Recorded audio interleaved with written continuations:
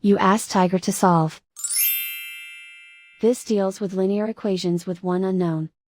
The final result is x equals 21. Let's solve it step by step. Simplify the expression. Multiply the fractions. Break up the fraction. Group all constants on the right side of the equation. Add 3/2 to both sides. Combine the fractions. Combine the numerators.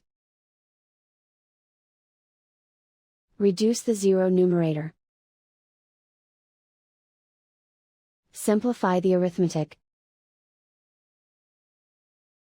Convert the integer into a fraction. Combine the fractions. Combine the numerators.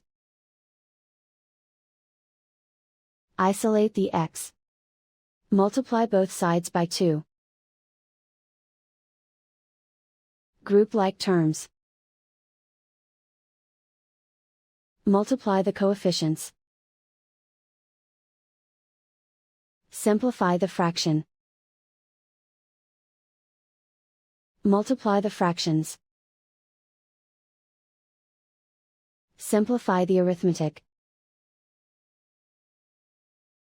And so the final result is x equals 21.